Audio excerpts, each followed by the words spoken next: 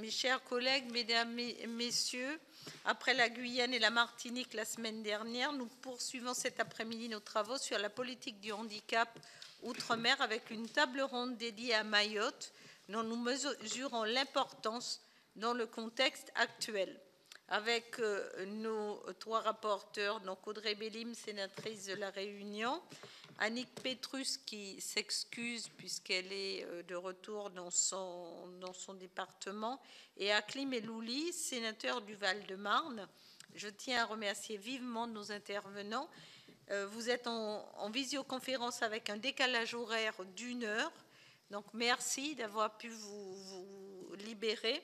Je précise aussi à mes collègues que nous sommes sur un créneau dit vermillé qui nous permet de nous réunir en plénière les mardis après-midi pendant les semaines de contrôle et plus seulement le jeudi.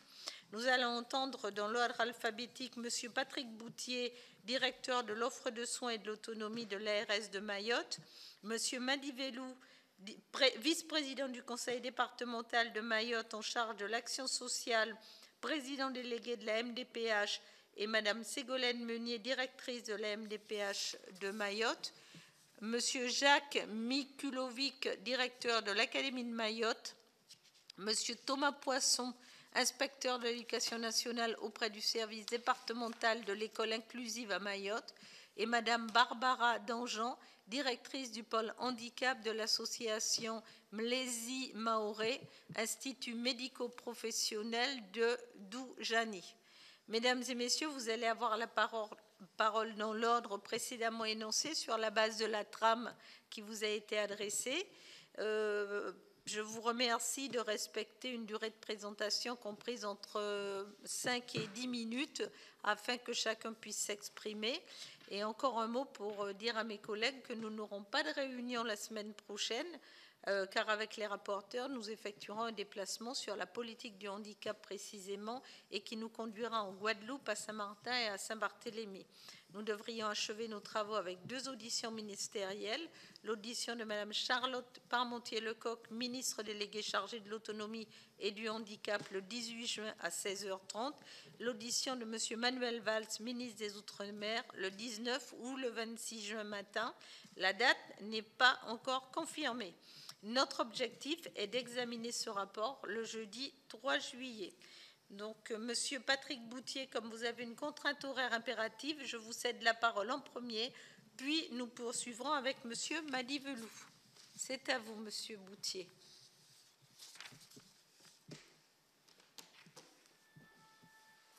Ah, il nous entend? Je ne sais pas parler. Vous nous entendez? Oui, très bien. Oui. D'accord. Bon, bonjour à tous. J'ai une difficulté, manifestement, ma caméra est en panne, elle s'est figée, et du coup, j'arrive pas à la réparer, donc pardon, mais vous aurez une image figée. À l'essentiel, donc déjà au niveau du contexte général, donc l'État, l'ARS et le conseil départemental de Mayotte ont conclu en février 2025, le 19 exactement, une convention en faveur des personnes, du développement des établissements et services en faveur des personnes en situation de handicap et des personnes âgées. Cette convention vise à concrétiser les orientations prises par le président de la République donc, lors de la 6e conférence nationale sur le handicap, et de façon à co-animer et à co-instruire donc le développement des établissements et services sur notre territoire, sur le territoire mahorais, donc en lien donc, avec l'ensemble des partenaires sociaux de notre territoire. L'offre médico-sociale donc à Mayotte est fortement déficitaire, et ce diagnostic a largement été partagé à l'occasion donc de la visite officielle de Madame la ministre déléguée à l'autonomie et au handicap. Dans le champ de handicap, donc, ce taux d'équipement est 5 à 10 fois inférieur à la moyenne nationale. En parallèle, dans le champ de l'autonomie, puisqu'on est sur les établissements et services médico-sociaux, Mayotte reste caractérisée par une forte culture du maintien à domicile de nos aînés. Et d'une manière un petit peu plus globale, donc les ESMS présents en Mayotte, les établissements et services médico-sociaux présents en Mayotte fonctionnent principalement selon des modes d'accueil de jour et ou d'équipes mobiles en intervention. On n'a que très peu d'établissements offrant des situations d'hébergement auprès de nos publics en situation de handicap. On a trois établissements médico-sociaux, 2 EAP et une masse d'environ 10 places chacun. Et donc, c'est un maximum 30 places d'hébergement sur notre territoire. Et quant au domaine de l'autonomie, on n'a à ce jour aucune place en situation permettant l'hébergement de personnes en situation de personnes âgées actuellement ouvertes à Mayotte. Sur le champ donc, des personnes en situation de handicap, l'ARS, dès sa création en 2020, a impulsé le virage inclusif pour assurer le développement des établissements et services sur notre territoire, afin de faciliter les articulations entre les différents établissements et structures médico-sociales. Le but était d'assurer, dès la construction de ce schéma, un parcours de vie sans rupture pour les personnes en situation de handicap, et ce, au travers donc de plateformes de services inclusifs. À date, nous avons 6 plateformes de services inclusifs qui sont positionnées sur le territoire mahorais et qui doivent permettre une coordination des parcours, une coordination qui est aujourd'hui non efficiente, sauf sur une plateforme d'enfants et adolescents, et qui doit aboutir par un travail de coordination, un travail que l'on va mener cette année avec le CREAI et la MDPH. Donc, de toute façon, il va falloir que la MDPH intègre ce travail pour justement permettre aux notifications donc, de la CDAPH d'intégrer cette notion de plateforme de services intégrés dans les notifications qui feront aux personnes qui en auront fait la demande, ce qui permettra au public accueilli d'avoir un parcours fluide et plus intégré au sein de la plateforme. Le but étant d'éviter de revenir vers la CDAPH pour obtenir de nouvelles notifications pour ces établissements. Ces établissements et services donc, sont au nombre de 6, donc je le disais, sur le secteur du handicap. La première donc, est dédiée aux enfants et aux adolescents. Elle intègre donc les IME, les CESAD, le DIM notamment, les ITEP, le CAMPS, le CMPP, le nouveau développement des CMPP, et enfin tous les dispositifs de l'école inclusive. La deuxième, donc, c'est la plateforme de services intégrés dédiée aux déficiences sensorielles. Elle intègre l'ensemble des établissements qui sont dédiés à ces publics-là. La troisième, donc, est la plateforme sur le polyhandicapé, et donc là, on est sur des établissements un peu plus lourds, notamment les EAP, les MAS et les SAD. La quatrième plateforme donc, est dédiée aux adultes. Elle intègre donc les SAMSA, les SIAD, les foyers d'accueil médicalisés, et également quelques services sociaux que sont les GEM et les SAVS du conseil départemental. Elle pourra intégrer en tout cas à terme ces établissements-là. La plateforme dédiée aux troubles du neurodéveloppement, notamment la plateforme autisme, elle englobe l'ensemble des dispositifs, donc EDAP, CRA et accueil de jour autonome dédiés à ces publics-là, plus les places qui sont mises en œuvre au sein des IME et des CESAD pour ces publics autistes. Et enfin, la dernière qui a été créée l'année dernière est la plateforme dédiée à la pré-professionnalisation et à l'insertion professionnelle. Et donc, elle intègre les nouvelles places donc, de CESAD et d'IME Pro qui sont dédiées à la préinsertion professionnelle, et le nouveau établissement de service d'adaptation par le travail que l'on a créé donc, et qui doit démarrer avant la fin du premier semestre 2025. Depuis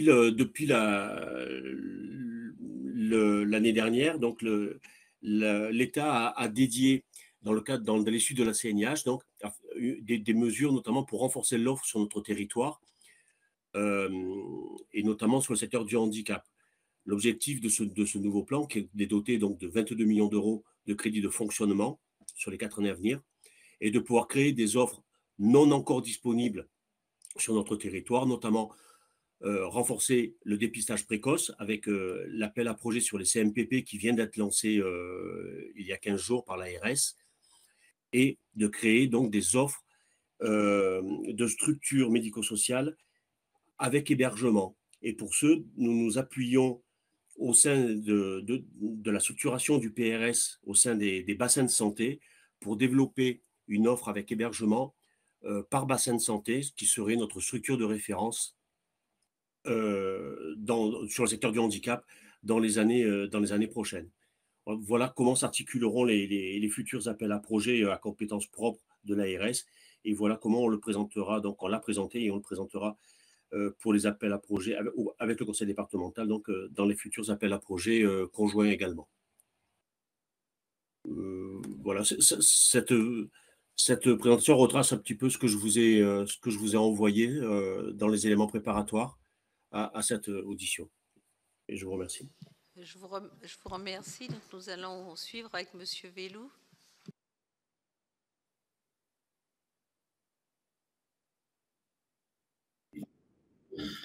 Bonjour à toutes et à tous. Merci pour ce temps.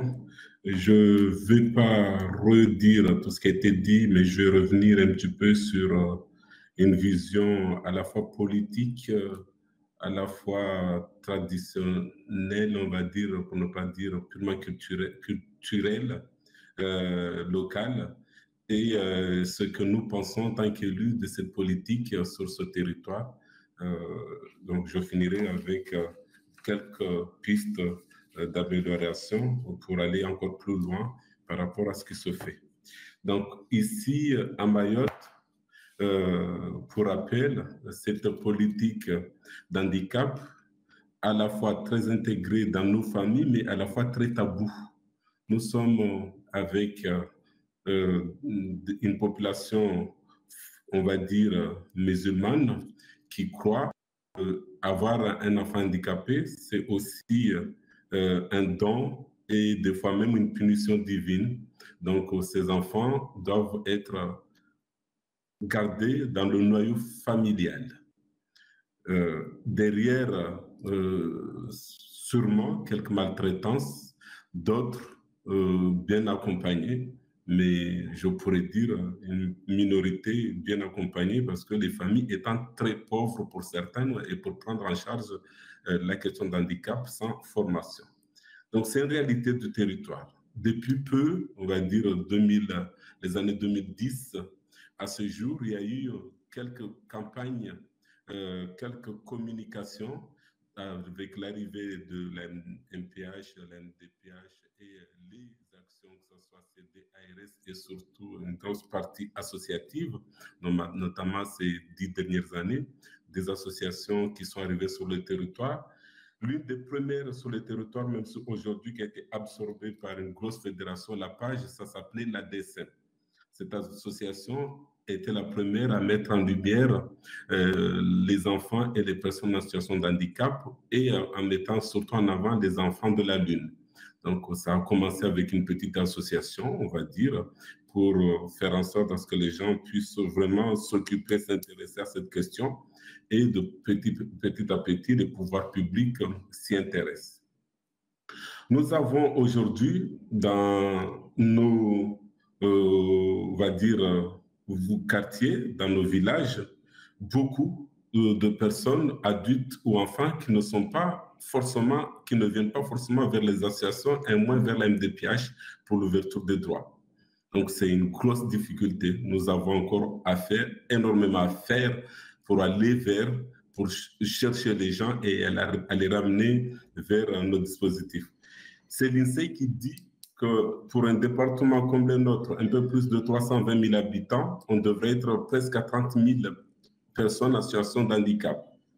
Madame la directrice de la MDPH est plus sur les données, mais on est à peine à 10 000 personnes, donc ça montre bien qu'il y a énormément à faire en termes de communication pour aller chercher les gens. Au niveau local, nous avons ces associations qui jouent un rôle et qui continuent à jouer un rôle énorme. Très peu d'associations, très peu de collectivités plutôt, qui se sont intéressées sérieusement à la question. de l'handicap, aussi bien pour leurs salariés que pour leur population, pour parler des communes ou des intercos.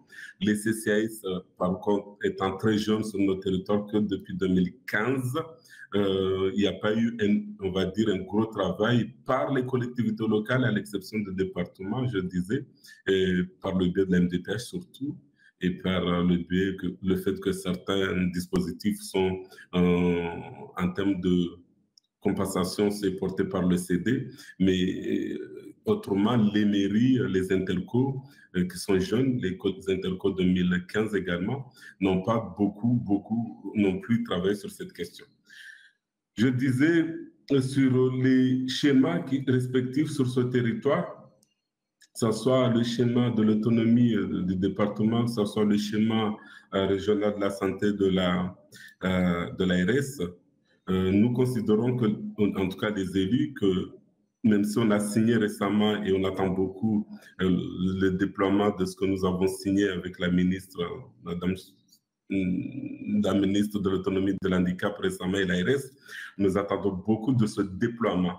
Ces politiques d'accompagnement, d'insertion et de loisirs pour les personnes et les enfants en situation de handicap sont tout simplement manquants. Moi, je ne dis même pas qu'on a fait un effort. Nous sommes très loin du compte. Très loin, c'est pour moi, après l'ARS dira ce qu'ils ont à dire, mais moi, pour moi, on n'est même pas à 20% de ce que nous devons faire sur ce territoire. Quand je dis 20%, c'est la scolarisation, c'est toute la partie mise en sécurité, les enfants que nous devons, nous, quand je dis nous, encore une fois, je ne peux pas parler que de l'autre partenaire, ARS. J'intègre volontairement le conseil départemental dans les efforts que nous devons faire collectivement. Nous n'avons pas suffisamment, il n'y a pas tout simplement de structure d'hébergement à part la première expérimentation qui a été arrachée difficilement à l'ARS par le département du fait que nous avons des enfants polyhandicapés de l'aide sociale à l'enfance et que nous ne savons pas gérer des enfants polyhandicapés avec les familles d'accueil. Nous avons une première expérimentation de 10 places. Aujourd'hui, sur 10 places, il y a à peu près 3 ou 4 maximum des enfants polyhandicapés de l'aide sociale de l'enfance du conseil départemental. Nous avons énormément à faire en la matière. Toute la partie des 0 à 6 ans, pour moi, c'est du quasi inexistant. Il y a quelques initiatives, encore une fois, aujourd'hui, qui ont été déployées sans cofinancement ARSCD, porté par Mlési, porté par Alefpa, mais on est encore très, très loin du compte. Sur ce schéma, donc ces deux schémas qui posent quand même pour les prochaines années des orientations, des actions, nous, pour y réussir, puisque la question est posée, nous devons aussi nous appuyer et surtout professionnaliser ceux qui sont déjà dans les métiers, dans les associations, dans les collectivités. Nous devons aussi amener ici à Mayotte les centres de formation pour qu'on puisse ici diplôme.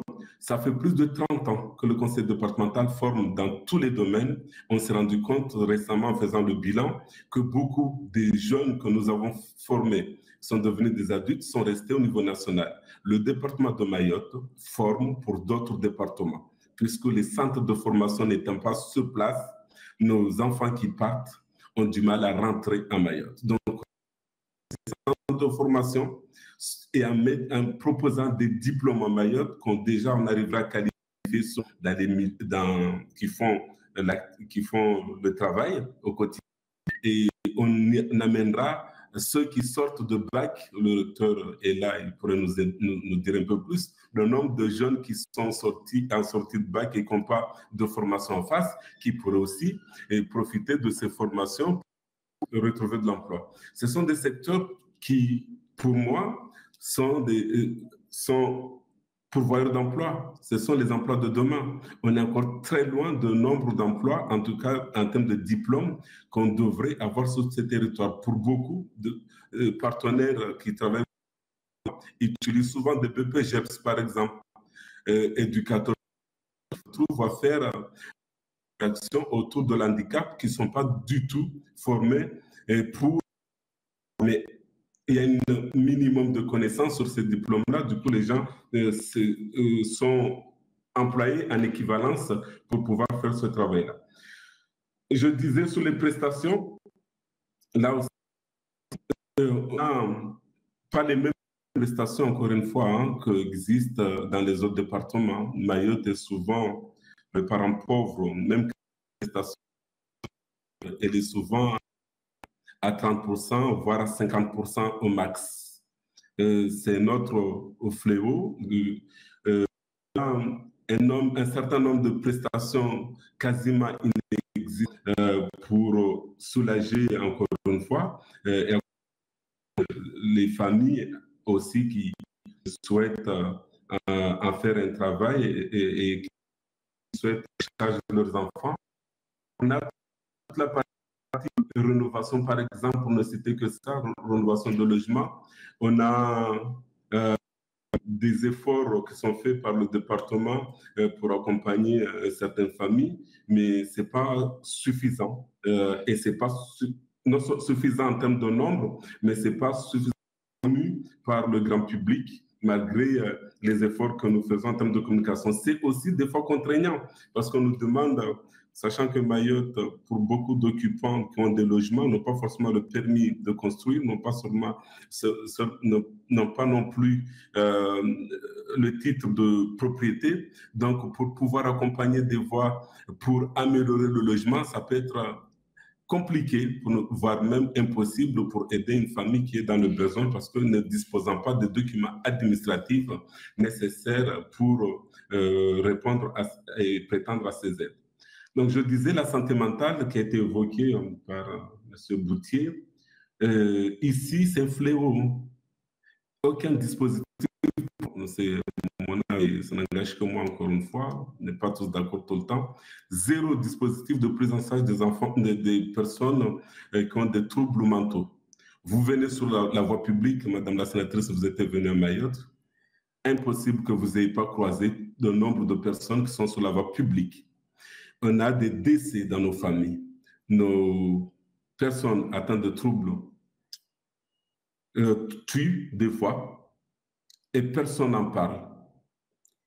Statu quo. À chaque fois que je soulève ce sujet pour qu'on puisse en regarder sérieusement, statu quo. Donc là, il y a vraiment des choses à faire.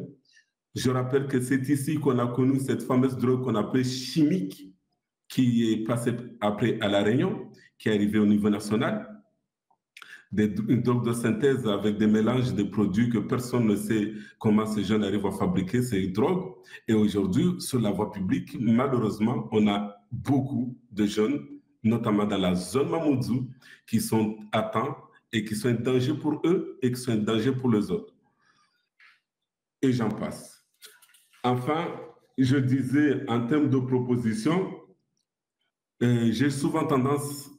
En tout cas, j'entends souvent quand je suis dans les ministères et en réunion avec certains partenaires qui disent que Mayotte n'a pas besoin de moyens financiers complémentaires. Je ne peux pas accepter. Tout ce que j'ai énuméré là, quand on vit ici, quand on est sur le terrain, on voit l'implication de ceux qui sont dedans, qui sont souffrants. J'ai pris, pour exemple, volontairement les enfants de la Lune, qui n'étaient pas financés. Les équipements coûtent très cher pour accompagner ces enfants qui ne doivent pas être au contact du rayon de soleil. On me dit, après, une fois à Paris, qu'il n'y a pas de moyens. Mayotte a suffisamment de moyens, donc on ne peut pas débloquer plus de moyens pour mettre en œuvre. Non, il y a un double langage entre les notes qui sont remontées souvent pour faire plaisir au niveau national et la réalité, il y a un décalage. Voilà ce que je peux dire. Nous avons à faire. Le CD participe aux côtés de la CNSA. On a lancé pour les adultes, une petite parenthèse, des résidences d'autonomie. Nous avons attribué à une association, à une intercommunalité déjà 2 résidences pour 50 places. Nous avons attribué pour un établissement d'accueil médicalisé aussi à une association. Ce sont de nouveaux projets en termes de construction plus animation. Et nous sommes partants pour l'EHPAD, le premier EHPAD sur le territoire. Nous soutenons fortement ce projet. Je souligne, et je m'arrêterai là, la nécessité d'accompagner les opérateurs du territoire. Nous, au conseil départemental, politiquement parlant, nous sommes contre de faire en sorte, comme c'est le cas, venir au niveau national pour trouver des opérateurs qui viennent travailler sur ces questions complexes. Les gens ne connaissent pas nos langues, ne connaissent pas nos traditions, ne connaissent pas nos pratiques. Et certes, il y en a qui sont arrivés, qui font un super travail, on les remercie, mais ce n'est pas en allant chercher ailleurs qu'on peut faire. On peut accompagner ceux qui sont sur ce territoire, les faire monter en compétences, et c'est notre volonté, et faire en sorte à ce que ces derniers soient un peu plus autonomes. On a parlé de l'autisme, c'est ce que nous faisons, l'Alzheimer, c'est ce que nous avons fait, et nous restons sur cet élan. Il n'y a pas besoin d'aller chercher ailleurs, nous pouvons faire avec ceux qui sont ici et former ici pour faire monter en compétence ceux qui sont ici. Merci encore. Merci, Monsieur le Vice-président. J'aurai tout à l'heure quelques petites questions à vous poser. Sans plus attendre, nous allons poursuivre les auditions. Madame Ségolène Meunier. Oui, merci, Madame la Présidente, Mesdames et Messieurs les sénateurs. Merci pour cette invitation et merci pour ces travaux que vous menez sur le handicap dans les Outre-mer. La MDPH de Mayotte est une structure récente qui a pris sa forme actuelle de GIP en 2016 seulement. Avant, il s'agissait d'un service du conseil départemental. C'est une structure de taille très modeste avec environ 1600 dossiers qui sont déposés chaque année, dont la moitié sont des premières demandes, des personnes qui n'étaient pas jusque-là identifiées à la MDPH. À ce jour, 9 627 personnes sont identifiées par la MDPH, dont 52% ont moins de 20 ans. Mais comme vous l'a dit tout à l'heure le président Vellou, les besoins sont bien plus importants. Donc, plusieurs obstacles pourraient expliquer ce non-recours au droit.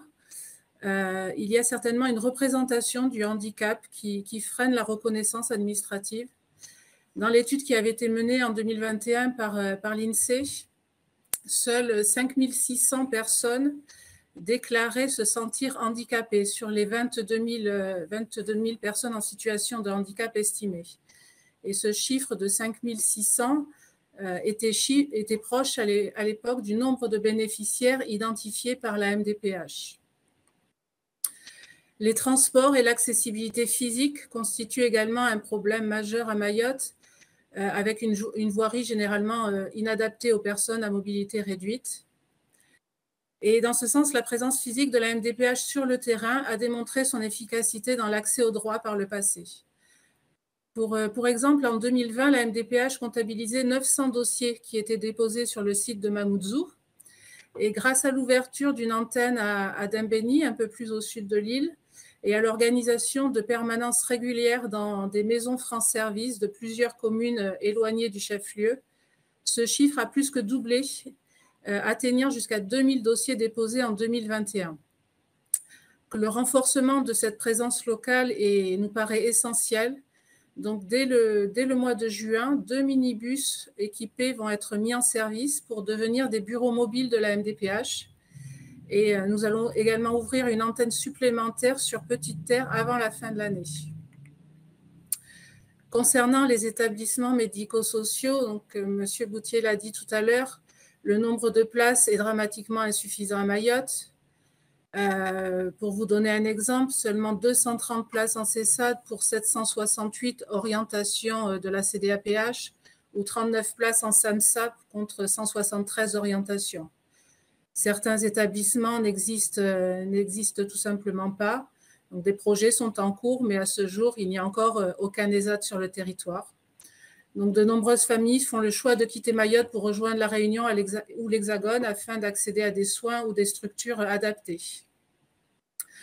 Concernant la PCH, jusqu'à très récemment, l'attribution de cette prestation se limitait essentiellement à l'aide humaine, tout simplement par manque de professionnels compétents pour évaluer les besoins en aide technique ou en aménagement du logement, par exemple. Et l'arrivée récente d'un ergothérapeute au sein de la MDPH a permis d'élargir le champ des prestations offertes. Ça a également permis d'augmenter les demandes qui sont adressées au Fonds départemental de compensation du handicap. On est passé d'une dizaine de dossiers par an à déjà 27 demandes sur les 5 premiers mois de l'année 2025. Au niveau financier, des écarts persistent avec les barèmes nationaux concernant l'aide humaine, les montants étant calculés sur la base du SMIC local qui est inférieur au national. Et pour exemple, cet écart peut aller jusqu'à 225 € par mois pour un aidant familial dédommagé. Sur la PCH s'ajoutent aussi des obstacles administratifs importants qui sont liés à la nécessité de fournir des justificatifs pour déclencher les versements. Beaucoup de familles n'arrivent pas à fournir un RIB, par exemple. Dans le champ de l'insertion professionnelle, au niveau de la MDPH, nous dénombrons 1242 bénéficiaires de la RQTH.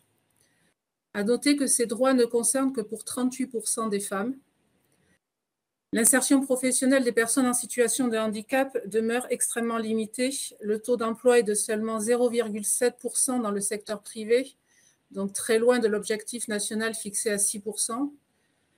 Ce déficit d'inclusion professionnelle peut s'expliquer par déjà le faible taux de reconnaissance du handicap, un chômage extrêmement élevé et l'absence de dispositifs Cap Emploi, par exemple. Il faut toutefois souligner que l'obligation d'emploi des travailleurs handicapés ne s'applique à Mayotte que depuis 2022 et que des progrès ont été réalisés. Pour les 3 fonctions publiques, le taux moyen d'emploi a plus que doublé en 3 ans. Il est passé de 1,07 en 2022 à 2,3 en 2024.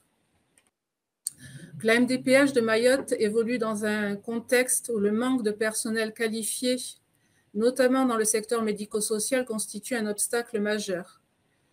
Les missions de la MDPH d'évaluation exigent des compétences très spécifiques et le départ d'un seul agent peut désorganiser tout un service. En décembre dernier, le cyclone Chido a encore davantage perturbé le fonctionnement de la MDPH qui était déjà en difficulté.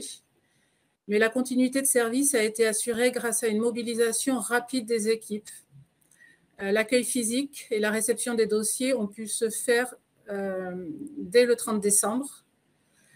En revanche, les évaluations ont repris en mode dégradé dans un premier temps à cause d'un problème d'accès à notre logiciel métier et la mobilisation de plusieurs agents sur des missions humanitaires. Par chance, nos bâtiments ont été assez épargnés et un fonctionnement normal a été rétabli en février. Du côté de la MDPH, cette crise a surtout accentué les difficultés en matière de ressources humaines. Le manque d'attractivité du territoire s'est encore accru après le cyclone. Malgré tout, une dynamique positive de stabilisation est engagée avec une équipe de la MDPH qui est quasiment complète aujourd'hui. Et des recrutements supplémentaires sont en cours, ce qui va nous permettre de doubler certains postes. Dans un contexte de turnover important, nous espérons ainsi pouvoir réduire les risques liés au départ de personnel. Nous travaillons aussi sur notre système d'information qui doit être amélioré. L'objectif étant un alignement des performances avec les autres départements, également de permettre l'échange de flux avec nos partenaires comme France Travail, qui n'est pour le moment pas opérationnel. Pour finir, la MDPH de Mayotte s'inscrit dans une transformation plus large avec la perspective d'évoluer en maison départementale de l'autonomie. Donc, l'objectif serait de créer un guichet unique capable de gérer toutes les situations de perte en lien avec la perte d'autonomie, qu'elles soient liées au handicap ou au vieillissement. Ce modèle nous semble particulièrement adapté à Mayotte où les ressources humaines sont rares et l'identification des interlocuteurs appropriés encore trop souvent complexe pour les usagers. Merci. Merci à vous. Et alors, nous allons poursuivre avec Monsieur Jacques Mikulovic, excusez-moi, recteur d'Académie de Mayotte. Oui, bonjour Madame la Présidente, merci de nous donner la parole. Je vous propose une intervention à deux voix donc, qui se complète avec Monsieur Thomas Poisson qui est conseiller technique à SH, donc qui s'occupe de l'ensemble des collègues chargés de l'accompagnement aux élèves, des élèves en situation de handicap. Alors tout d'abord, nous avons répondu à votre questionnaire, mais on ne sait pas si on devait vous l'adresser, donc on se propose de vous l'envoyer par mail. Ça pourra être un complément si vous le souhaitez. Forcément, tous les propos précédents, on va faire que les confirmer. Hein, dans votre première question, la perception du handicap à Mayotte, ça a bien été dit, il y a ce problème de culture, de représentation. Ça peut apparaître comme un fléau, une fatalité, mais c'est surtout un sujet tabou qui est masqué. Donc une représentation du handicap toujours délicate qui amène à des signalements toujours bien difficiles. Preuve en est, le vice-président du département citait le pourcentage de personnes en situation de handicap à Mayotte. Eh bien, toute proportion gardée, c'est la même chose à l'école, où on a 1% des élèves qui sont identifiés à besoins éducatifs particuliers reconnus par une notification MDPH. Alors certes, la MDPH a eu un temps un peu creux pour traiter l'ensemble des dossiers, mais au-delà de ça, maintenant les choses sont rentrées dans l'ordre. C'est quelque chose de difficile dans l'accompagnement des familles pour pouvoir entamer les démarches. Et quand bien même les démarches sont entamées, il est aussi parfois difficile, notamment au collège où on a un petit peu plus la main, d'avoir des places dans des établissements spécialisés. Je pense aux ITEP notamment, avec des enfants troubles du comportement, pour lesquels les familles ne sont pas du tout intéressées, puisque c'est une représentation qui est très connotée déficience intellectuelle, ce que refusent les gens. Donc on est vraiment dans une situation un petit peu délicate. À la fois, il y a une absence de place, mais quand bien même il y aurait de la place, on a parfois la difficulté à obtenir l'adhésion des familles pour pouvoir placer des élèves dans des dispositifs qui seraient plus appropriés.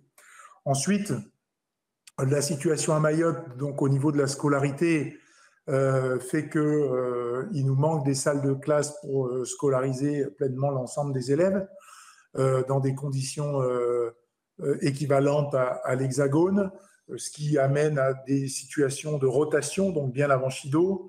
Et on est depuis Chido, alors qu'on scolarise tous les enfants inscrits sur les listes là, depuis 7 semaines, mais avec parfois une quadruple rotation, c'est-à-dire que tous nos élèves n'ont pas une scolarité complète. Hein, on est à 90% de nos élèves qui sont autour de 24 heures semaine, et on a toujours un pourcentage d'élèves qui est entre 6 et 12 heures de scolarisation par semaine, et on utilise des locaux à 4 reprises, les mêmes locaux. Donc c'est pour vous dire l'agilité pédagogique dont il faut faire preuve pour accueillir tous les élèves et leur proposer quelque chose. Mais bien sûr, comme dans beaucoup de situations, les plus lésés restent ceux qui ont des besoins éducatifs particuliers, et c'est combiné à la difficulté d'avoir des infrastructures appropriées. Tout à l'heure, le vice-président Velou évoquait la problématique des enfants de la Lune. Eh bien, on peine à avoir des salles de classe pour tous les élèves, donc avoir des salles de classe dédiées, adaptées spécifiquement pour un type de public, c'est encore plus compliqué. Il en est de même alors qu'avec l'ARS, on avait le financement, le dispositif, nous, en termes de support d'emploi pour créer une UEMA.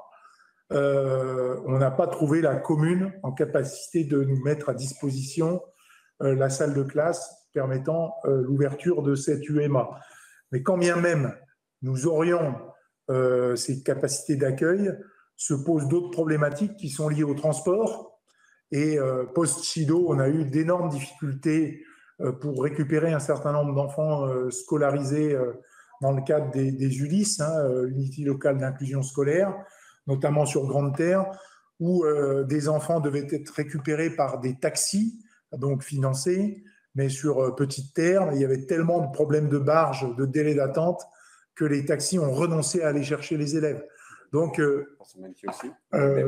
aussi, où on n'avait pas le bénéfice de pouvoir accueillir les élèves. D'autres communes, Petite Terre avait la problématique des barges, évidemment, mais d'autres communes aussi, et des villages au sein des communes, ont apporté la difficulté déjà aux élèves qui en avaient par rapport justement au manque de structure scolaire et la capacité de pouvoir faire amener ces élèves faire une poursuite des transports a été grandement mise à mal par le cyclone Chido. Il y a aussi, Monsieur Reiter a raison, en plus du contexte culturel et culturel, mais c'est vrai qu'au-delà des structures scolaires aussi, on a une grande difficulté dans la représentation sur les diagnostics posés pour les élèves, parce qu'il faut un manque médical. On a aussi parfois des certificats médicaux qui par manque de connaissances ou de la part des médecins généralistes et de l'intégration surtout des situations de handicap ont du mal à assimiler les difficultés des handicaps invisibles. Et donc, Monsieur le Vice-président parlait tout à l'heure des TSA, des choses faites, mais et donc c'est vrai, difficultés bâtimentaires pour pouvoir mettre des élèves en UEMA ou en UEA, mais je tiens quand même à rassurer mon recteur, ça y est, je lui ai trouvé une salle hier. Donc voilà, mais quid de tout ce qui est TCL, tout ce qui est évidemment, alors au-delà, tout ce qui est les IME, les IM Pro, les ESAT pour suivre les élèves. Beaucoup d'élèves, fut un temps, étaient à défaut et le sont encore en grande majeure partie en ULIS, à défaut d'avoir des places en IME. Donc un gros problème structurel, ça c'est certain, qui n'est pas aidé par les événements naturels qui ne se sont passés. L'état des lieux, c'est surtout essayer d'avoir, on le disait aussi, une politique de recrutement de personnel spécialisé, alors que ce soit aussi bien médical que paramédical. On n'est pas exempt d'avoir un déficit aussi, Monsieur le Reiter, de postes comme des psychologues scolaires. Actuellement, il y en a 6 sur 22 postes pourvus, donc on a un manque aussi. On a 22 supports d'emploi, mais on n'en a que 6 pourvus. Voilà. Donc c'est une difficulté. Qui rejoint le manque justement de personnel médico-social. On parlait d'ergothérapeutes fraîchement arrivés à la MDPH, mais combien il en manque pour pouvoir faire le recensement adéquat, d'éducateurs spécialisés, d'orthophonistes, de psychomotriciens, etc. Ça entraîne surtout un surcroît de manque d'accompagnement des élèves et des personnels de la communauté œuvrant autour, éducateurs spécialisés, enseignants. Donc voilà, on peut pêcher par le manque de formation sur ce territoire-là. Et après, on essaye évidemment structurellement, l'annonce que je viens de faire sur l'ouverture d'une UEMA au bout de 3 ans d'ouverture de poste et de changement de pratique pour l'enseignant qui était nommé depuis 3 ans. Il faut peut-être aussi changer de vision. Et comme fut un temps, il y avait des élèves, donc les enfants de la Lune, voilà. Je vais compléter, oui. Donc, concernant les obligations scolaires, en tout cas depuis la loi du 11 février 2005, on a toujours cherché à scrupuleusement les respecter, c'est-à-dire qu'on a mis en place les dispositifs d'accueil et d'inclusion scolaire, les ULIS, développer les projets avec les partenaires locaux pour créer les institutions. Donc, c'est vrai qu'on est parfois confronté à des problèmes d'infrastructure, je dirais, indépendants de notre volonté. Néanmoins, les élèves qui sont identifiés sont accompagnés. On a pu avoir les AESH en correspondance, donc c'est le point positif. Mais je dirais paradoxalement, si l'ensemble des personnes en situation de handicap étaient à réellement identifier, on se retrouverait sans doute en grosse difficulté. Je dirais pour afficher quelque part une activité sereine dans la prise en charge des élèves en situation de handicap, le quota d'élèves notifiée et identifiée nous correspond parfaitement. C'est un peu cynique, hein. Par contre, parce que là, on a et les enseignants spécialisés et l'accompagnement qui va avec. Si jamais la réalité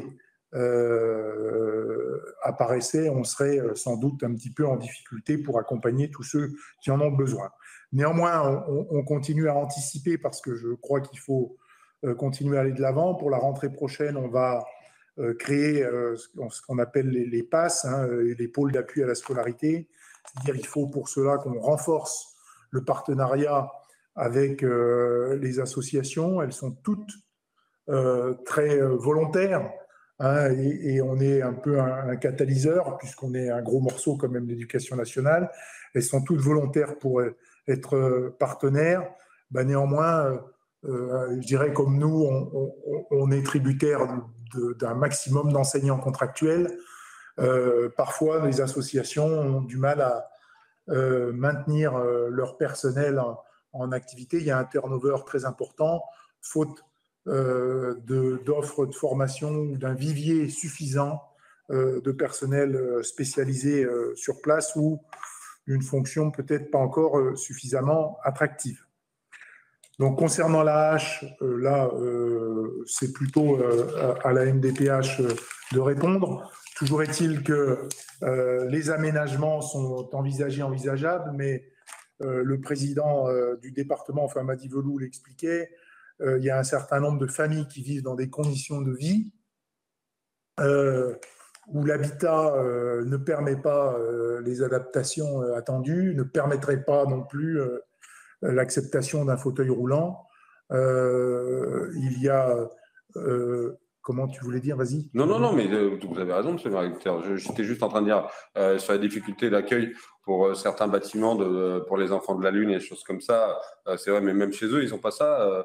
La mise en place de transports qui sont difficiles parce qu'il faut pouvoir arriver. C'est la délégation sénatoriale qui serait déjà venue sur Mayotte peut savoir qu'il y a des quartiers que malheureusement on appelle plutôt des favelas, et donc pour pouvoir accéder jusqu'à ces maisons traditionnelles dites les bangas, c'est une mission impossible.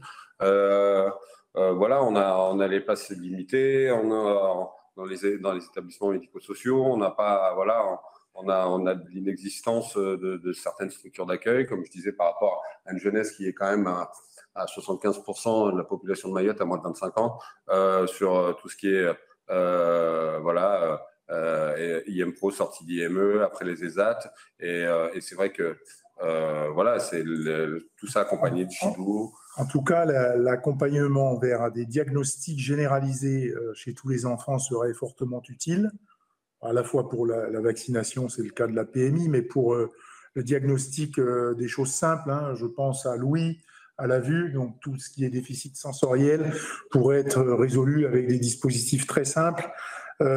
Concernant les 10, on forme maintenant, nous, tous les enseignants à la prise en charge des élèves à besoins éducatifs particuliers. On pense que l'amélioration de cette inclusion scolaire passera par la formation des enseignants. Et donc, pour une grosse partie des élèves, on peut trouver des formes d'adaptation qui peuvent convenir.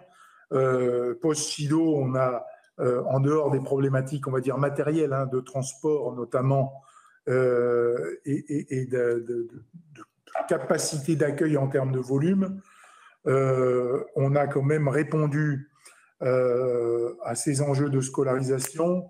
Il y a eu, fut un temps, dès le début, un espèce d'éducation bashing qui n'aurait pas eu lieu d'être, puisque les enseignants répondent quand même bien présents.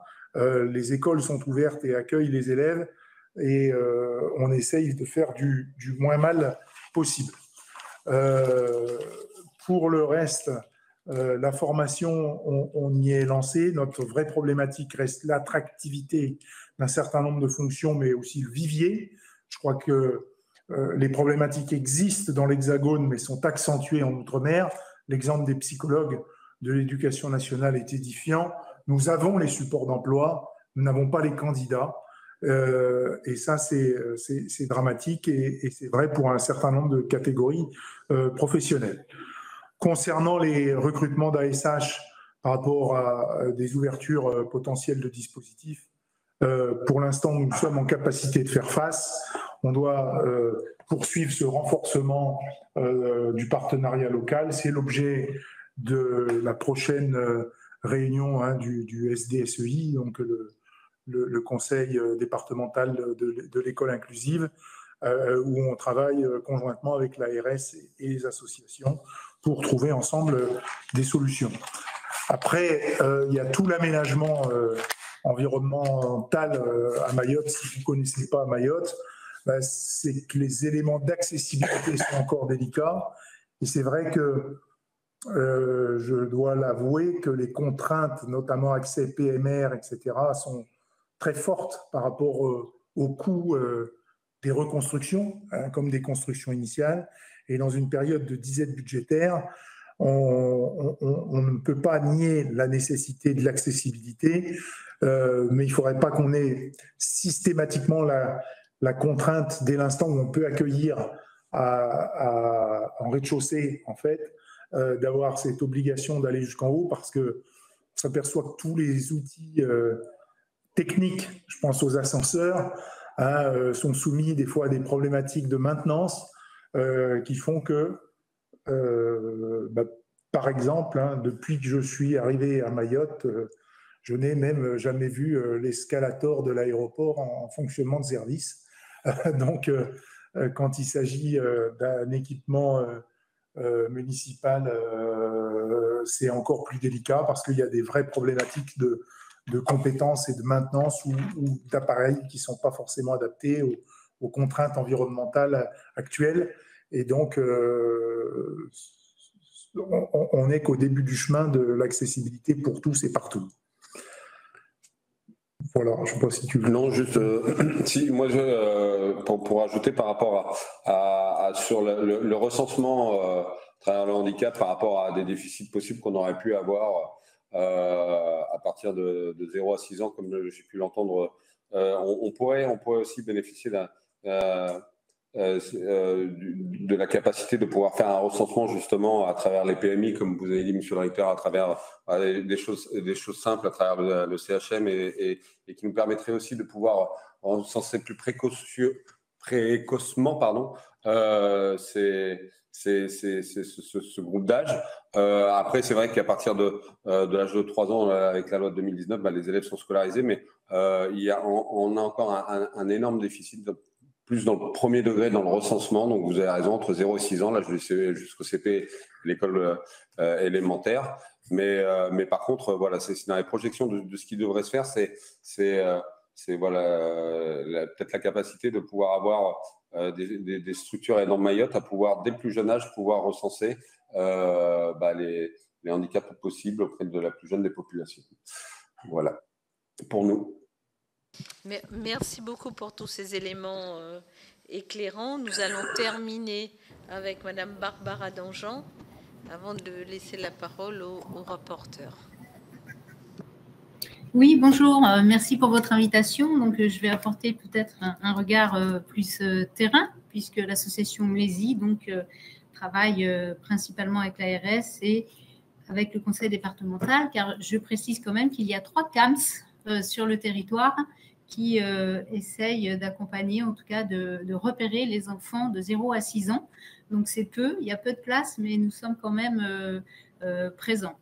Donc, je vais m'appuyer sur le questionnaire que vous nous avez fait parvenir. En ce qui concerne la perception du handicap, voilà, je crois qu'on est tous d'accord pour dire qu'il y a vraiment une méconnaissance, en tout cas, de l'offre médico-sociale. Déjà, nous, on le voit, les familles, même lorsqu'elles reçoivent leur notification MDPH, finalement, très peu savent ce qu'elles doivent en faire. Elles ne savent pas à quoi ça correspond. Elles ont oublié qu'elles avaient fait cette demande, elles ont déménagé. Enfin, il y a un contexte très particulier sur l'île. Et en fait, on s'aperçoit qu'entre la notification, le nombre de notifications émises et le nombre d'enfants, de familles qui se présentent pour qu'on inscrive l'enfant dans nos établissements, il y a déjà une perte considérable de ces enfants. Ça, c'est un premier point. Ensuite, je rejoins complètement ce que disait M. Poisson. Ce qu'on constate sur la perception du handicap et ce qui génère beaucoup de difficultés, c'est le peu de dépistage et de repérage. Les enfants rentrent à l'école, ne rentrent pas tous à l'école à 3 ans. Et quand ils arrivent à l'école, il n'y a pas de structure de crèche, très peu. à Mayotte. Donc, le repérage se fait à l'entrée à l'école et on voit très bien, moi je suis membre de la CDAPH, lorsqu'on reçoit des premières demandes de notification, je dirais, alors Madame Meunier pourra peut-être le confirmer ou l'infirmer, on est plutôt sur une moyenne d'âge 10-12 ans. Première notification, ce qui est très questionnant puisqu'on a déjà des enfants qui arrivent tardivement dans nos établissements et pour lesquels malheureusement ils ont pu déjà avoir des, quand on parle de surhandicap, en tout cas développer effectivement du surhandicap ou qui n'ont pas été accompagnés assez précocement. Donc il y a un gros travail à faire sur la précocité. Il faut qu'on arrive à repérer les enfants plus tôt et à leur proposer de l'accompagnement immédiatement. Et ça rejoint les ruptures de parcours. Une autre problématique que l'on remarque, c'est que même si les enfants peuvent être repérés, par exemple, dans les CAMS ou au CMPP, on a un CMPP aussi qui accueille et qui accompagne des enfants. Alors, il y en a un qui se retrouve à Combani. En fait, on se rend compte que les enfants, quand ils arrivent dans ces structures, le temps que la notification arrive ou le temps que les familles s'en saisissent ou que les travailleurs sociaux arrivent à rattraper les familles pour leur expliquer de quoi ils retournent au moment de la notification, eh bien, on a perdu l'enfant ou en tout cas, on le retrouve que tardivement. Donc, il y a de réelles ruptures de parcours à Mayotte, c'est très courant. On est complètement en dehors des attendus réglementaires. Croyance, déni, je rejoins tout à fait ce qui s'est dit en la matière. Nous, on constate sur les établissements aussi, alors personne n'a évoqué cela, mais pour moi, c'est extrêmement important. La moitié, je dirais même plus de la moitié des enfants que nous accueillons ont des parents en situation irrégulière, ce qui est pour nous sur le terrain une vraie problématique. Parce que ça veut dire qu'on se retrouve avec des familles qui n'ont pas accès aux droits ou à tous les droits et qui n'ont pas accès à la sécurité sociale. Donc, nous, ce qui est difficile, évidemment, et frustrant, c'est-à-dire que même lorsqu'on peut repérer, diagnostiquer, préconiser, eh bien, nous sommes dans une situation où la famille, n'ayant pas de sécurité sociale, ne peut pas prétendre, ne serait-ce qu'à une paire de lunettes ou à un appareillage plutôt classique qu'on retrouverait en métropole. Donc, c'est une vraie problématique sur le territoire qui nous restreint dans notre capacité à accompagner les enfants. En ce qui concerne la loi de 2005, quand on parle d'égalité des chances, comme il a déjà été dit, il est vrai qu'on en est très très loin sur le territoire mahorais, de par un contexte spécifique qui a déjà été évoqué. La scolarisation reste très en deçà de ce qu'il faudrait faire. L'insertion professionnelle, idem. La participation citoyenne, le handicap étant plutôt tabou, on est très très loin d'une expression et d'une reconnaissance du handicap en général. L'accessibilité, ça a déjà été évoqué, ne serait-ce que les ADAP qui devaient être mises en place au niveau national à Mayotte, c'est quasi inexistant. Nous-mêmes, dans nos établissements, on a du mal à être en accessibilité telle que le voudrait la loi. Donc, on compense, on adapte, on va faire des rampes, mais il n'y a pas d'ascenseur. On est souvent sur du locatif. C'est ce que disait M. Veloux également. On a des grosses difficultés pour accéder à du terrain, pour construire et essayer de faire des établissements conformes aux attendus réglementaires. Donc, en fait, on pallie et on essaie tant bien que mal de rendre accessibles nos bâtiments, mais on est pareil, on peut être parfois en difficulté pour des enfants à mobilité réduite. La compensation du handicap, Madame Meunier en a parlé, je ne vais pas revenir dessus. PCH, pareil, ça a été évoqué et moi je reviens bien sûr sur le non-accès aux droits par rapport à une population qui est pour la moitié tout du moins avec des droits très limités. Vous nous demandiez ce qu'il en était de Chido. Alors Chido pour nous a eu un impact, on a perdu très peu de familles finalement, on a retrouvé tous nos enfants, on en est très heureux, on avait peur qu'il y ait beaucoup plus de dégâts humains, en tout cas, que ce qu'on pensait, et tant mieux. Ce qui nous a impacté fortement, c'est par exemple, on a eu des bâtiments endommagés qui nous restreignent encore un petit peu sur nos capacités d'accueil. Donc, on pallie, on s'adapte, on fait plus de domiciles. Mais lorsqu'il s'agit d'accueillir des enfants dans certaines structures, on est encore en difficulté. On n'a pas la connexion dans tous les sites. Les toits ne sont pas refaits. Voilà, il y a encore pas mal de problèmes. Mais je dirais qu'à 98%, 99% aujourd'hui, on a quand même très rapidement réussi à reprendre une activité un peu dégradée, mais malgré tout, les enfants sont accueillis tous les jours. Ce qui nous a beaucoup, ce qui a peut-être changé et accentué un phénomène dont on a déjà parlé, c'est l'attractivité. Nous étions déjà en difficulté avant Chido. Il faut savoir, par exemple, on a sorti récemment des statistiques. Sur le pôle handicap Mlésie, c'est 200 salariés, pour vous situer. Il nous manque 70% des paramédicaux, ce qui est énorme. Et quand je dis paramédicaux, je parle donc des infirmières, je vais parler des ergothérapeutes, des orthophonistes. Je crois qu'il y a 2 orthophonistes sur le territoire, me semble-t-il. Enfin, on est à peu près, voilà. Psychologues, voilà. Tous ces métiers aujourd'hui nous font défaut. Ça veut dire que l'accompagnement qu'on propose est dégradé par rapport à ce qu'on devrait fournir en termes de prestations. On fait le maximum, vraiment, on a des équipes très engagées, mais pour autant, il nous manque un aspect médical. On a très peu de médecins. On fait venir des médecins de métropole régulièrement sur des missions temporaires. Ils viennent 3 mois régulièrement, puis ils repartent. On essaie de développer de la téléconsultation pour essayer de pallier également au manque de professionnels, mais on ne peut pas faire de la téléconsultation pour tout. En plus, on est avec des enfants, donc il faut que les enfants soient aussi accompagnés dans la téléconsultation. Donc, on forme spécifiquement, mais ça nous limite quand même. Donc, les soins en libéral sont très limités aussi.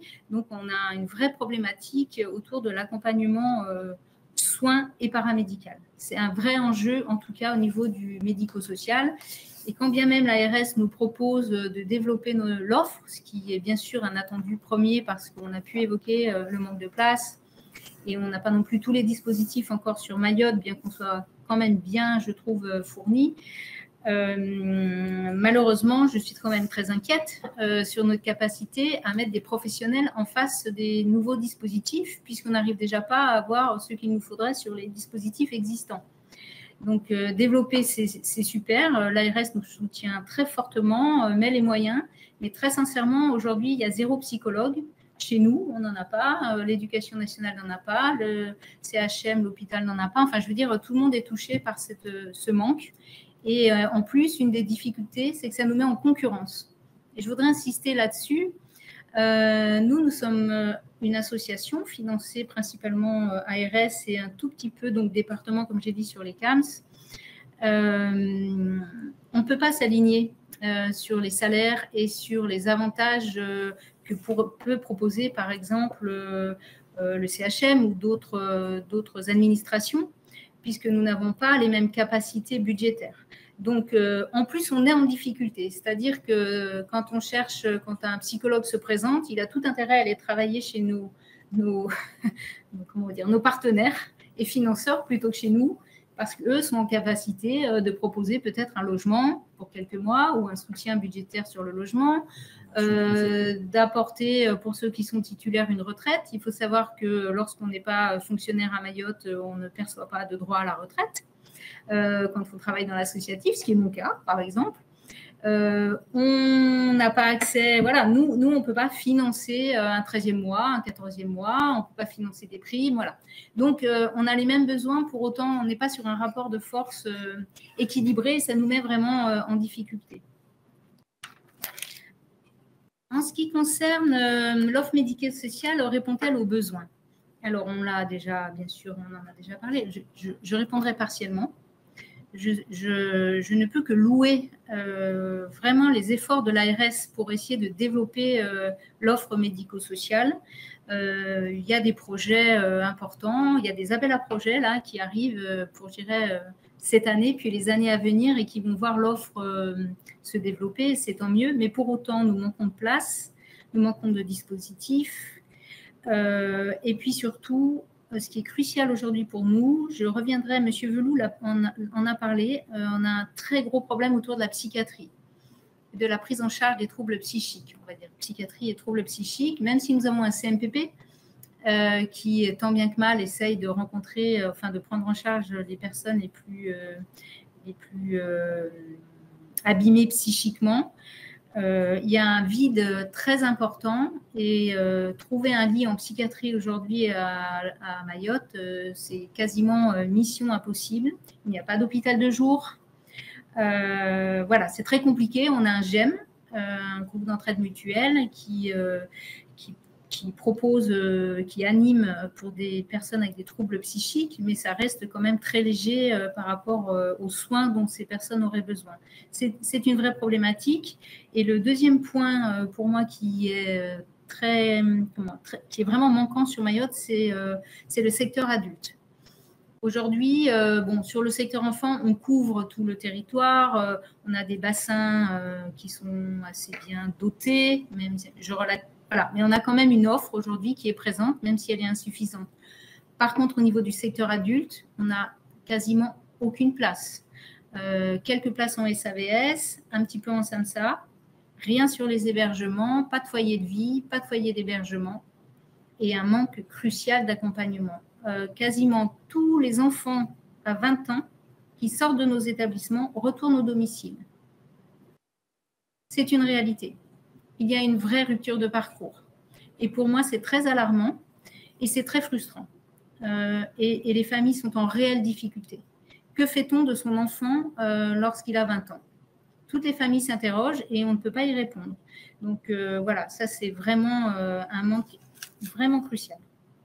Sur l'offre segmentée par rapport au public cible, comme je vous l'ai dit, on est plutôt bien doté sur le secteur enfant. Et aujourd'hui, on a des autorisations qui sont plutôt génériques. Donc, pour moi, en tout cas, il n'y a pas trop de segmentation. En tout cas, voilà, je ne le perçois pas. Pour autant, on aimerait aller vers une logique plutôt de... Aujourd'hui, on reste dans une logique de place.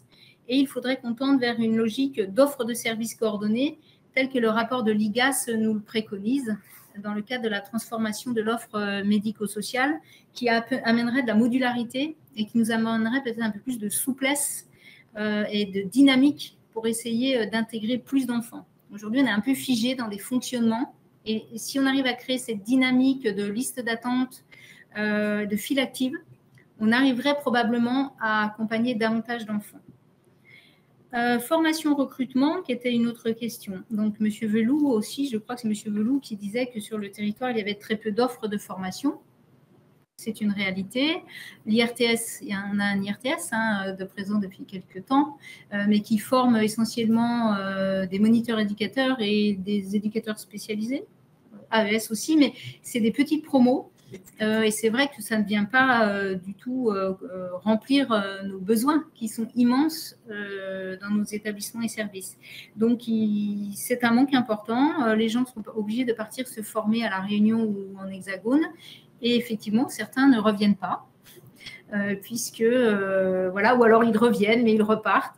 Et je trouve que oui, c'est essentiel qu'on arrive à former les Mahorais sur le territoire pour qu'ils y restent. Et puis surtout, ils ont déjà une connaissance complète de leur territoire, ce qui est très facilitant lorsqu'on doit intégrer un poste de travail.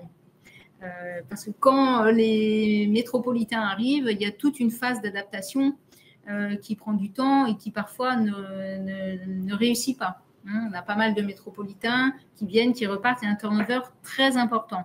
Il y a un problème d'attractivité, mais il y a un problème de maintien dans l'emploi. Il y a donc ces deux phénomènes qui viennent nous impacter fortement. Si la formation était sur place, très adaptée au territoire, ce serait un axe d'amélioration essentiel.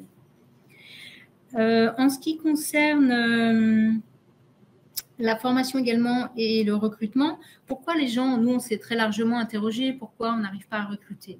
Certes, on n'est peut-être pas suffisamment encore pertinent dans nos offres, il y a toujours du travail à faire en interne, je ne le nie pas, mais je crois que c'est l'attractivité du territoire en général autour de l'insécurité, du manque de soins, d'une école qui peut être pas toujours à la hauteur pour des familles de métropole qui souhaitent avoir des prestations au même niveau que ce qu'elles vont trouver en hexagone. Et tout cela fait que c'est pas qu'une histoire de salaire. Souvent, on me dit « Oh, les gens devraient être mieux payés ». Je ne sais pas. Je sais que tout le monde se pose cette même question. En tout cas, moi, on en a déjà discuté avec les uns et les autres, mes collègues mahorais, c'est de dire « travaillons ensemble ». Aujourd'hui, je pense qu'on n'est pas assez ensemble. on ne mutualise pas assez nos compétences pour travailler ensemble sur cette vraie question d'attractivité. C'est la clé de la réussite, en tout cas pour faire fonctionner nos établissements de manière qualitative.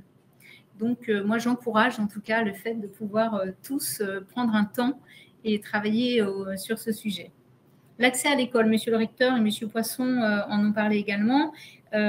Pour nous, en tout cas, c'est un vrai sujet puisque normalement, on devrait tendre vers la scolarisation de tous les enfants, ce qui n'est pas du tout le cas parce qu'il y a déjà un manque de place pour les enfants qui ne sont pas en situation de handicap. Lorsqu'il faut scolariser des enfants en situation de handicap, c'est plus compliqué. Alors même que les AESH, effectivement, il y a un nombre d'AESH bien présents sur le territoire, plutôt bien formés, mais on manque de place dans les bâtiments. Ça, c'est déjà le premier élément. Les bâtiments ne sont pas forcément accessibles et surtout, les parents ne pensent pas à la scolarité de leur enfant. Et je rejoins la première question, c'est-à-dire comment est perçu le handicap. Aujourd'hui, nous, quand les parents nous déposent le matin, quand ils déposent leurs enfants dans les transports qui nous amènent les enfants dans les IME, par exemple, les parents nous disent que leurs enfants vont à l'école. Non, on n'est pas une école. Pour autant, ils ont cette perception, ce regard, et du coup, ils ne pensent pas à l'école inclusive. Et même nos professionnels, aujourd'hui, n'ont pas encore ce réflexe de penser l'école inclusive. Donc, il y a un très gros sujet autour de la scolarisation pour tous, l'école inclusive. On est très loin du compte, notamment à l'école primaire, alors même que c'est là qu'il faudrait mettre l'accent pour éviter le surhandicap. Et là se pose la question du droit, très clairement, pour certains enfants et certaines familles, d'accès à l'école, d'inscription à l'école pour les enfants en situation de handicap. Donc, il y a encore beaucoup de travail à faire. Au niveau des entreprises et de l'insertion professionnelle, donc, en août l'année dernière, avec l'ARS, le soutien de l'ARS, nous avons pu ouvrir le premier IM Pro et CESAD Pro de Mayotte. C'est un tout petit dispositif et établissement puisque nous avons 8 places en IM Pro et 4 places en CESAD Pro. J'espère que ça va pouvoir se développer sur l'ensemble du territoire. Mais aujourd'hui, on est vraiment aux prémices de l'insertion professionnelle, puisque dans la représentation, dans la culture aujourd'hui, on ne pense pas à la personne en situation de handicap comme ayant des potentialités. C'est-à-dire, en tout cas, on ne stimule pas et on ne pense pas cela. Donc, bon, j'ai un enfant en situation de handicap qui va devenir adulte et finalement, il va retourner à la maison et il va être pris en charge par la famille. Donc, la question n'est pas encore vraiment posée. Enfin, les familles ne se posent pas encore complètement cette question. C'est à nous de stimuler et arriver à faire comprendre que ce n'est pas parce qu'on est en situation de handicap qu'on n'a pas droit et qu'on ne peut pas accéder à l'emploi. On espère évidemment que l'ESAT ouvre prochainement pour qu'on puisse inscrire rapidement les enfants, les grands, les sortants de nos dispositifs pour qu'ils puissent y accéder. Chido, évidemment, nous a chahuté et je pense va freiner l'insertion professionnelle puisque les entreprises sont à mal. Les entreprises aujourd'hui ont du mal à se relever et du coup, venir reprendre une personne en situation de handicap, c'est encore plus difficile peut-être qu'avant Chido. Et comme je ne sais plus quel partenaire l'a souligné, je crois que c'est Madame Meunier, nous n'avons pas encore de dispositif fléché à Mayotte de type Cap Emploi qui pourrait venir mettre un coup de boost, en tout cas autour de l'insertion professionnelle. C'est une forte demande. Sur le transport et l'accès au bâtiment, on en a déjà parlé également. Comme j'ai pu vous le dire, aujourd'hui, l'accessibilité est vraiment un point très, très peu développé sur Mayotte. Et quant à la participation des péages, j'ai pu également m'exprimer. Nous menons réglementairement dans nos établissements, évidemment, des CVS et des groupes d'expression. Mais même là, on voit que libérer la parole, aller chercher les familles, c'est compliqué. Les familles sont souvent encore dans le « vous êtes les sachants ». Voilà.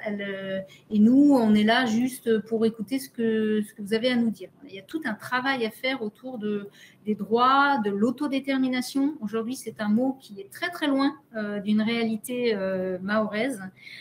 En tout cas, penser le libre choix, c'est pas encore acquis à Mayotte, ou alors ça reste très, très marginal.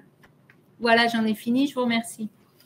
Merci beaucoup. Sans plus attendre, je vais laisser la parole au rapporteur, mais nous sommes preneurs des questionnaires. Tout à l'heure, il y a une question qui avait été posée, je crois que c'est monsieur le recteur qui nous demandait s'il devait nous les envoyer. Bien évidemment, on ne vous proposerait pas de rédiger un questionnaire et de ne pas le récupérer.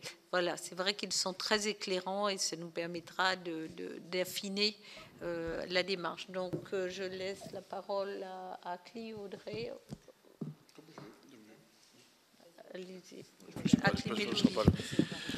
Merci à Audrey pour sa galanterie. Donc, moi, j'ai juste... j'ai deux petites questions à vous poser. Donc, la première, c'est sur, comme on est dans la période des Jeux Olympiques, il ne faut pas laisser retomber. Donc les Jeux Paralympiques qui ont marqué effectivement, on a vu par rapport aux valides la plus faible participation des ultramarins.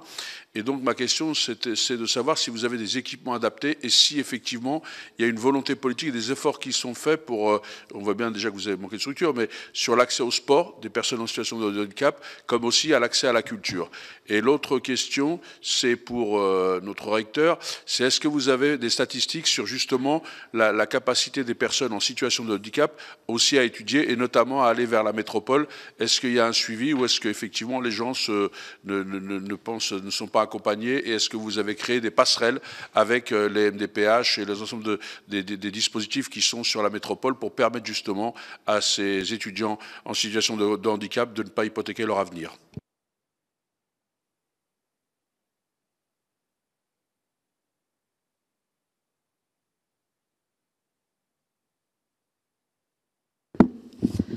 Merci Akli pour cette question qui est vraiment très intéressante lorsqu'on parle d'handisport ou de sport adapté. Et tu as totalement raison. Moi, je me permets de revenir concernant l'inclusion scolaire. J'aurais aimé savoir ce que représente finalement le chiffre de 1%, et puis avoir peut-être de votre part un peu plus de détails concernant la notification de l'AESH. Combien vous en avez sur le territoire, en moyenne, combien d'enfants lui sont attribués. Puis si je peux me permettre également, j'ai entendu tout à l'heure l'envie donc d'aller observer la maison territoriale de l'autonomie à Saint-Pierre-et-Miquelon. Nous les avons auditionnés vendredi et j'aurais aimé avoir un peu plus de détails justement sur cette inspiration.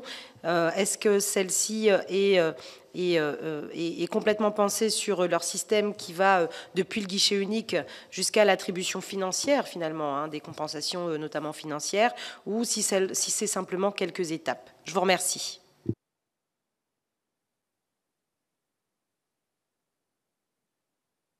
Ah pardon, bonjour. Les Jeux Olympiques n'ont pas eu le même impact ici. C'est vrai que, et a priori visiblement dans tous les territoires ultramarins, sur Mayotte, les Jeux des îles ont un retentissement très important. Néanmoins, il y a eu un mouvement de soutien très fort pour l'athlète mahorais qui a fait la finale du 110 mètres haies et qui a ensuite été accueilli dignement à Mayotte et qui a joué aussi un rôle très, très important pour sensibiliser à la pratique sportive les Mahorais. Mais ça n'a pas eu, je dirais, spontanément l'adhésion au niveau des fan zones, par exemple, que ça aurait pu avoir en métropole. Néanmoins, sur la pratique paralympique, en tout cas, nous, au niveau scolaire, avec l'UNSS, on a systématiquement des épreuves de sport partagé. Donc, les élèves qui ont des besoins éducatifs particuliers sont associés.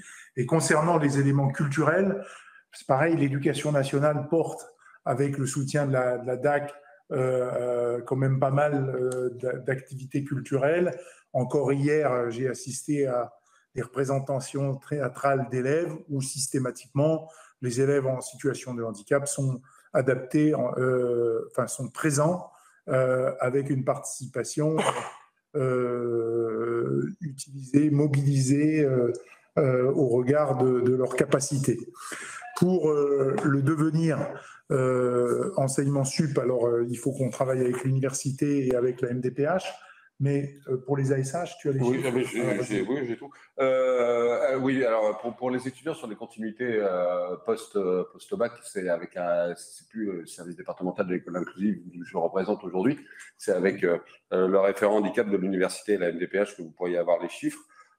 Mais par contre, concernant tout ce qui est post-bac, sur le territoire, donc concrètement, on a 220 ETP à ESH, ce qui se traduit par rapport au nombre de personnes à 320. Sur les 3 dernières années d'exercice de l'ASH devenu SDEI, les ouvertures par rapport justement à la visibilité qu'on avait, la capacité de pouvoir bénéficier de notifications nous permettant d'accompagner les élèves. On était sur 10 emplois temps plein par an depuis 3 ans, et cette année, sachant que évidemment dans l'accompagnement du partenaire qui est la MDPH et de sa reprise d'efficience, on a triplé le volume, donc on a une ouverture de 30 postes de plus, donc ce qui nous ferait passer de 120 ETP à 250 à la rentrée, donc à savoir à peu près 360 AESH sur le territoire.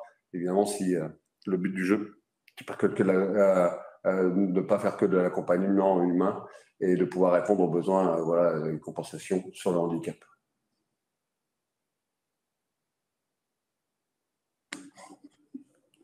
Peut-être vous voulez compléter votre micro, Monsieur Veloux. Oui, c'est bon, c'est mis. Vous m'entendez bien? Oui, très bien. Oui.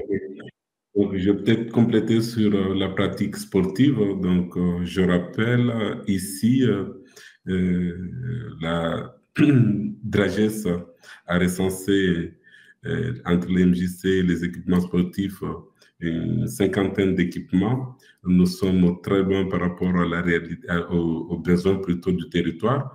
Donc, ici, les jeunes moins de 18 ans restent majoritaires par rapport à la population, et les éducateurs pour accompagner la jeunesse, il n'y en a pas en nombre suffisant, il n'y a pas des équipements en nombre suffisant, donc on peut le dire sans tabou que les personnes en situation de handicap sont quasiment pas prises en charge pour la pratique sportive. Donc sur l'accès à la culture, quelques initiatives avec quelques parents qui sont, encore une fois, soit suivis par des associations ou ces entreprises du social qui vont inciter les parents à accompagner une minorité, encore une fois, d'enfants et de personnes en situation de handicap vers la culture et les actions culturelles qui sont proposées sur le territoire. Donc, il y a tout un travail encore à faire dans ce domaine.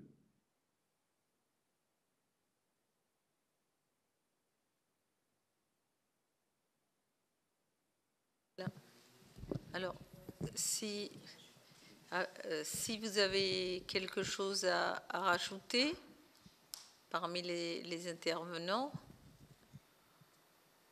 Oui, alors peut-être pour compléter ce que disait Monsieur Poisson tout à l'heure, nous du côté de la MDPH sur le nombre de notifications d'AESH, actuellement on dénombre 252 notifications, 161 qui sont pour des demandes individuelles et 91 pour du mutualisé. À savoir qu'on a encore un retard assez important sur les évaluations des dossiers d'enfants, parce que la MDPH a connu une crise sociale très importante fin 2023 et début 2024. Donc les chiffres qui seraient plutôt à retenir, ça serait autour de entre 400 et 450 notifications d'AESH qui sont attendues. Merci pour ces éléments. Alors, pour avoir été rapporteur pour avis du projet de loi refondation de Mayotte, le titre, l'article 1er de cette loi prévoyait un rapport annexé avec un certain nombre d'orientations. Donc, j'ai regardé un peu tout ce qui concernait le champ du handicap. Pour vérifier qu'il était bien pris en charge. Donc, en matière de scolarisation, le gouvernement a prévu 680 millions d'euros pour développer les salles de classe, mais dans aussi le déploiement de pôles d'appui à la scolarité et des dispositifs de scolarisation qui sont dédiés aux élèves en situation de handicap. Dans le champ de la santé, alors quelque chose d'assez intéressant, 31,3 millions d'euros seront déployés au titre du développement de nouvelles solutions. Donc je pense que c'est une formidable opportunité pour faire remonter des solutions innovantes du territoire, puisque ce sont les Mahorais et les acteurs du territoire qui sont les mieux placés pour savoir ce qui est bon et ce qu'on pourrait mettre en place dans le territoire. Et concernant les personnes âgées, 9,1 millions d'euros qui sont dédiés au développement de l'offre médico-sociale. Pareil, la maison départementale va être accompagnée, mais cet accompagnement n'a pas été chiffré. Mais vous avez raison d'alerter sur tout ce qui concerne la psychiatrie, parce que je ne l'ai pas vu dans les préconisations. Après, sur la convergence sociale, aussi 22 millions d'euros seront déployés pour de nouvelles solutions pour les personnes en situation de handicap, mais ces nouvelles solutions ne sont pas détaillées, et 7 millions pour les formes d'hébergement adaptées. Dans la politique du logement, il y a aussi des constructions qui sont nécessaires au titre de l'offre sanitaire et médico-sociale seront considérées comme prioritaires. Alors, pour englober tout ça, une programmation annuelle des investissements devrait être présentée au Parlement avant le 31 décembre 2025. Et c'est peut-être une opportunité aussi pour le territoire de se rapprocher du général Facon, qui est responsable de la mise en œuvre de la refondation de Mayotte, afin que vous puissiez faire remonter aussi à votre niveau ce qui vous semble le plus judicieux, le plus adapté. Il est prévu aussi de réactiver les dispensaires, dans les différents dispensaires qui étaient fermés en matière d'offre de soins, voir s'il n'y a pas lieu autour des dispensaires de développer des pôles médico-sociaux spécifiques pour la prise en charge. Enfin, je sais pouvoir compter sur le territoire, et vous pourrez compter aussi sur nous, puisque les parlementaires seront très à l'écoute des remontées du territoire. Mais nous avons bien noté les difficultés auxquelles Mayotte est confrontée en matière de handicap. Nous avons bien noté, pour avoir visité un bidonville, je mesure la difficulté que vous avez évoquée tout à l'heure. Et j'avais aussi une question sur la manière de répertorier les enfants. Est-ce que vous avez tous les enfants, toutes les personnes en situation de handicap sont-elles identifiées? Vous avez répondu en partie, puisque certains sont en situation, vous avez estimé que 50% des enfants en situation de handicap sont issus de familles qui sont en situation irrégulière. Et ça, ce sera un sujet aussi, voir quelles solutions innovantes vous pourrez nous apporter. Nous sommes vraiment très demandeurs. Nous sommes là pour relayer, en fait, compte tenu de la complexité du territoire mahorais, compte tenu des difficultés auxquelles vous êtes confrontés. Je pense que la délégation, vous pourrez compter sur nous pour relayer dans nos recommandations vos attentes pour le territoire. Donc, je vous remercie. Si vous avez quelque chose à ajouter. Oui, je veux bien, Madame la sénatrice, vous m'avez tendu la perche. Nous, du côté de la MDPH, on a déployé des services civiques sur le terrain, ce que nous appelons les ambassadeurs d'accessibilité qui ont ce travail à faire de recensement, d'information, d'explication auprès de la population. La directrice disait, nous avons commandé par le biais de l'UGAP et nous avons réceptionné nos 2 camions bureaux mobiles qui vont aller dans ce sens avec un seul objectif, d'ici la fin de l'année, avoir des chiffres par village des personnes en situation de handicap, aussi bien des enfants que des adultes. Donc, nous travaillons énormément sur ces chiffres qui manquent sur ce territoire. Donc, je reste convaincu que d'ici la fin de l'année, on pourra sortir quelque chose d'intéressant. Après, sur le territoire, vous avez évoqué Général Faucon. J'ai, comme d'autres partenaires sont ici présents, on a participé à ce séminaire social qui, pour moi, était une surprise totale. J'ai été informé 2 jours avant, donc le conseil départemental n'a pas été suffisamment associé pour qu'on puisse nous préparer et présenter tous les dispositifs du département existants. Mais quand même, j'ai été présent, c'est important. Donc, je considère qu'aujourd'hui, cette question n'est pas suffisamment portée dans le cadre de cette mission de Général Faucon. Oui, il porte d'autres missions, il les porte très bien sur la reconstruction du bâti et des infrastructures, mais sur la partie sociale, j'ai été très déçu. Limite, j'ai l'impression qu'on a voulu faire pour faire.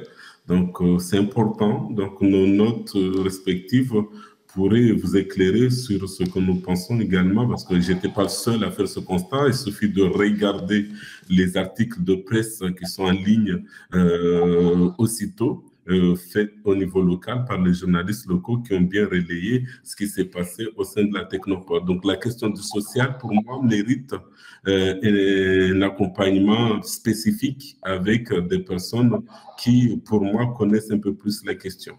Je ne remets pas en cause tout son travail qu'il fait, qui est très bien sur d'autres domaines, mais sur la partie sociale, on a manqué de coordination et de clarification.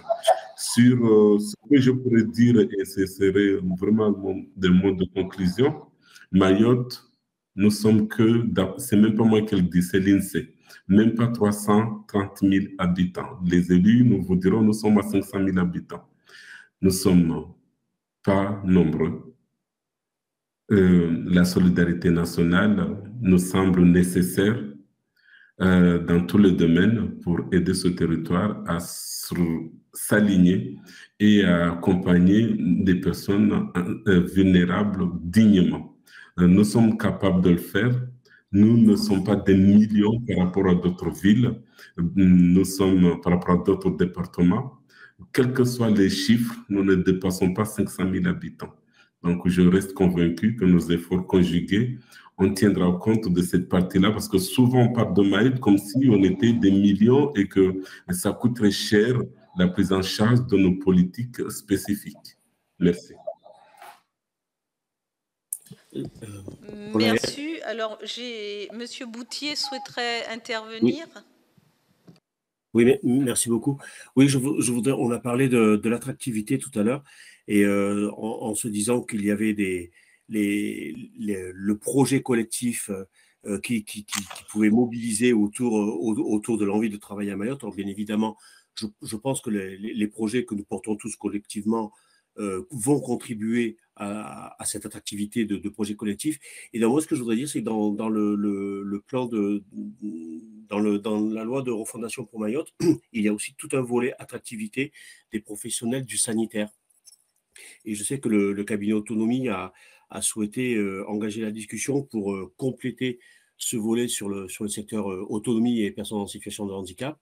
Et je ne sais pas où ça en est pour l'instant, mais je ne pense pas que ça ait bien abouti. Néanmoins, dans le cadre de la convention État-Conseil départemental ARS, donc, qui a été signée en février, et je reviens dessus, puisqu'il avait été demandé une cartographie un petit peu des emplois et notamment des formations. Et voilà, je sais qu'avec le cabinet autonomie, donc nous aurons un comité de liaison prochainement. Je dis ça à M. Velou, je crois que ce sera mi-juin. Je pense que le cabinet va vouloir revenir sur ces aspects-là, et pour qu'on réussisse à travailler sur des mesures d'attractivité, en tout cas pour les professionnels du secteur du médico-social. Merci. Alors, concernant l'éducation nationale, on parlait de 50% d'élèves en situation de handicap. En fait, on a 50% de nos élèves aujourd'hui sont dans des situations administratives encore pas complètement claires. Hein. C'est la réalité de Mayotte. Donc, on retrouve ces proportions sur les élèves en situation de handicap. C'est des enfants qu'on scolarise du mieux possible, en tout cas. Nous, on espère que tous ces jeunes, toute cette jeunesse aura des perspectives. Une des préoccupations et des équipes pédagogiques et des jeunes à l'entrée au lycée, c'est la situation administrative. On s'aperçoit que ça a un impact massif sur la santé mentale de ces jeunes. Il ne faut pas venir longtemps dans un lycée pour que vous soyez interpellé sur est-ce que vous pouvez m'aider pour avoir mes papiers. C'est une source d'angoisse et qui va bien au-delà, notamment chez les jeunes filles qui, pour la plupart, sont extrêmement brillantes et aimeraient avoir des perspectives. Donc c'est vrai que l'immigration est un problème par rapport à ce flux et cette masse. Et en même temps, on forme des jeunes à qui on ne donne pas de perspective et ça pose problème derrière et ça crée un espèce de mal-être qu'il s'agit de prendre en compte et qui est présent aussi au sein des équipes pédagogiques parce qu'elles ont peine à former des gamins, les diplômer, et puis à 18 ans, en fait, ils n'ont plus aucun droit. La deuxième chose sur l'attractivité, c'est que nous, en second degré, en tout cas, pour les collèges-lycées, on arrive à 60% d'enseignants contractuels. Et pour l'instant, et j'espère que la loi maintiendra cette option d'attractivité, l'IRCANTEC n'est pas présente, c'est-à-dire que, alors que c'est obligatoire, hein, il n'y a pas de cotisation à l'IRCANTEC pour nos enseignants contractuels, ça marche à l'hôpital, parce que c'est un autre type de contrat, je crois que c'est des contrats nationaux, mais c'est toujours pas le cas dans l'éducation nationale et on espère que ça sera pris en compte parce que c'est quand même une source d'injustice pour nos collègues enseignants dont souffrent beaucoup de contractuels à Mayotte. Merci. Alors, je vais clore, Audrey. Non, il n'y a pas rien à rajouter. Nous avons été très complets, très précis. J'avais juste, pardon. Excusez-moi, j'ai levé la main. Donc, désolée, juste pour rebondir sur ce que... Il n'y a pas de souci. Ce que disait monsieur le recteur en lien avec le handicap en ce qui me concerne plus précisément. Dans le cadre de l'IMPRO, par exemple, nous accueillons donc des enfants, enfin plutôt des grands, on va dire, jusqu'à 20 ans réglementairement. Sauf que dans nos établissements, nous accueillons aussi, comme je vous l'ai dit, des enfants dont la situation administrative n'est pas réglée. Et à 18 ans, ces enfants ne peuvent pas accéder à l'emploi ou au stage. Donc, c'est une vraie problématique pour nous aussi, puisqu'on doit accompagner jusqu'à 20 ans, mais de fait, tous les enfants qui ne sont pas en situation régulière, dès 18 ans, nous renonçons à proposer un accompagnement professionnel, faute de situation administrative claire. Voilà. Donc, c'est une vraie problématique aussi pour l'insertion professionnelle des jeunes en situation de handicap. Merci beaucoup. Merci. Merci. Donc, je vais mettre un terme à cette audition. Merci infiniment de nous avoir consacré ce temps. Et nous sommes à votre écoute et nous sommes preneurs de tous les éléments qui pourraient venir enrichir nos travaux. Merci à vous. Au revoir. Merci à vous. Merci. Au revoir.